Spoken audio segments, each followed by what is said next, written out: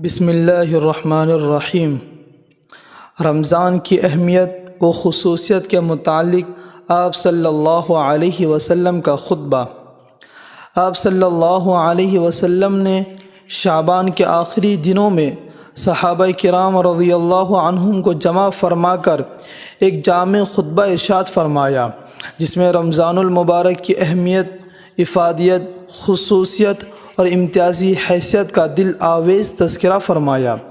حضرت سلمان فارسی رضی اللہ عنہ نے آپ صلی اللہ علیہ وسلم کے اس خطبے کو نقل کر کے فرمایا، وہ فرماتے ہیں کہ رسول اللہ صلی اللہ علیہ وسلم نے شعبان کے آخر میں ہمیں ایک خطبہ ارشاد فرمایا کہ تم پر ایک مہینہ آ رہا ہے جو بہت مبارک مہینہ ہے۔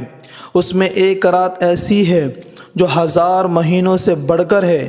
اللہ تعالیٰ نے اس کے روزے کو فرض فرمایا اور اس کی رات کے قیام کو ثواب کی چیز بنایا۔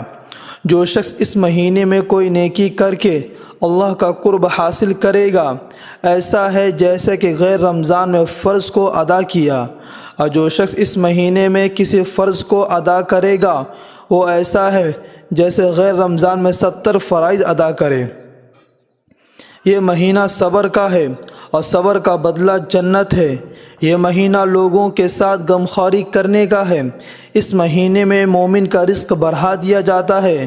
جو شخص کسی روزے دار کا روزہ و افطار کرائے، اس کے لیے گناہوں کے معاف ہونے اور آگ سے خلاصی کا سبب ہوگا، اور اس سے روزے دار کے ثواب کے برابر ثواب ہوگا، مگر اس روزے دار کے ثواب سے کچھ کم نہیں کیا جائے گا۔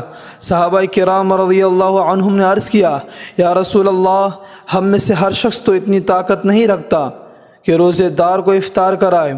تو آپ صلی اللہ علیہ وسلم نے ارشاد فرمایا کہ یہ ثواب پیٹ بھر کے کھلانے پر موقوف نہیں ہے، بلکہ اگر کوئی بندہ ایک کھجور سے روزہ افطار کرا دے، یا ایک گھونٹ پانی یا ایک گھونٹ لسی کا پلا دے، تو اللہ تعالیٰ اس پر بھی یہ ثواب عطا فرمائیں گے۔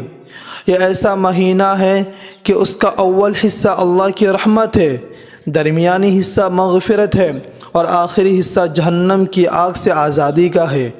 جو شخص اس مہینے میں اپنے غلام اور نوکر کے بوجھ کو ہلکا کر دے تو اللہ تعالیٰ اس کی مغفرت فرما دیتے ہیں اور آگ سے آزادی عطا فرماتے ہیں۔ اس مہینے میں 4 چیزوں کی کثرت کیا کرو، جن میں سے 2 چیزیں اللہ کی رضا کے لیے ہیں، اور 2 چیزیں ایسی ہیں جن سے تمہیں چاروں کار نہیں۔ پہلی 2 چیزیں جن سے تم اپنے رب کو راضی کرو، وہ کلمہ طیبہ اور استغفار کی کثرت ہے، اور دوسری 2 چیزیں یہ ہیں کہ جنت کی طلب کرو اور جہنم کی آگ سے پناہ مانگو۔ جو شخص کسی روزے دار کو پانی پلائے، رب تعالی روز قیامت میرے حوض سے اس کو ایسا پانی پلائیں گے جس کے بعد جنت میں داخل ہونے تک اسے پیاس نہیں لگے گی۔ اللہ تعالی ہم سب کو رمضان کی قدر دانی کرنے کی توفیق عطا فرمائے، آمین۔